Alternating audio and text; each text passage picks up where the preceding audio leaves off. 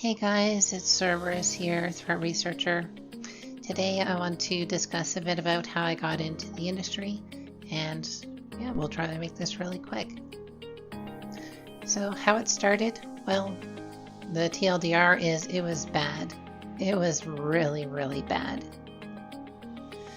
So I got into computer science and after high school obviously, and I dropped out within the first year due to my grades not being great in discrete mathematics. The professor told me, essentially, if you cannot complete discrete mathematics, you are not going to be successful in computers at all. So, discouraged, I changed to another degree in audio recording, which I was told would still have a decent amount of jobs afterwards.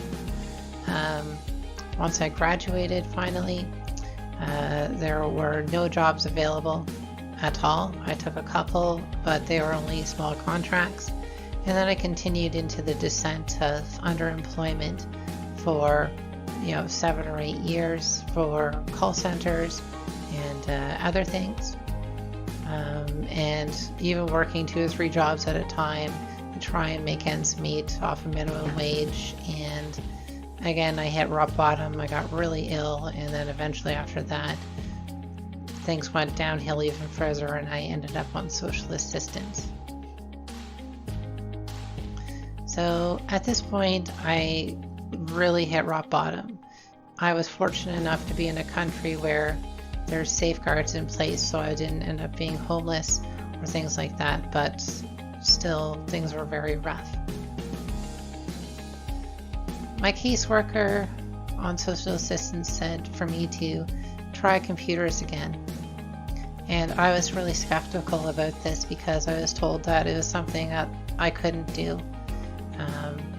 And so I did this again, and I spent $5 or $10 on different online courses in order to get me there, as well as watching tons and tons of YouTube videos. And this just created a huge cycle of self-learning. Once I got comfortable with programming, I then got very interested in cybersecurity. And then after a while, I was actually able to do some networking and ended up meeting some individuals at a local cybersecurity meetup. And that's really where my life completely turned around. After that, I interviewed for a Tier 1 analyst position, and when they said that it was going to be $40,000 a year, I burst into tears because I didn't even know how to handle this much money. I didn't think I would ever, get to that point in my life where we could start living, me and my family could start living comfortably. After doing that, I went into some more programming and automation for the company, and then branching out to reverse engineering because I had a passion for low-level programming and how computers worked.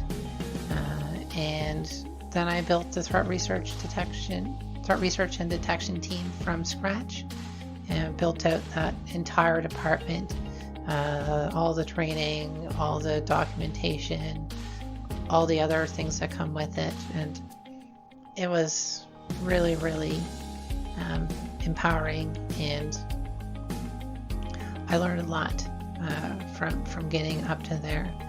My first sample was Stuxnet because I thought it was so cool, and it took me weeks and weeks it took me 1 week to finally unpack the malware and figure it out, and it was very, very rewarding, although it was also very, very hard, and just continued to improve on that over time. So what did I learn along the way so that, hopefully you too can save some despair? So universities, they want your money. They don't necessarily put you first. If the job market is terrible, they don't really care. They're just going to want to put you through it and get your money. And some of that can really ruin your life. So, and that's what happened to me for 7 or 8 years. It really destroyed all of my confidence, finances for the better part of a decade. So the job market, it really, really matters. Don't trust what the university tells you about the job market. Actually, really go look at the job market for yourself. Also, don't always believe what a mentor tells you, including myself, right? We can be wrong, and this is what happened to me, right? Someone in a position of power told me something, and I believed them. I took it to heart, and I lost complete interest in what I loved, and that was computers.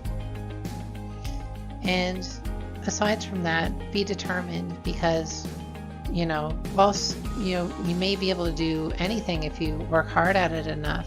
Again, keep in mind that the job market does still matter. You can be the best person at the world at something, but if no one's willing to pay for it, or the market's not there, there's no point, right? It's not going to be a career. So big lessons here that I learned throughout my life, just literally these 4 points. And I hope someone doesn't also have to go through this themselves.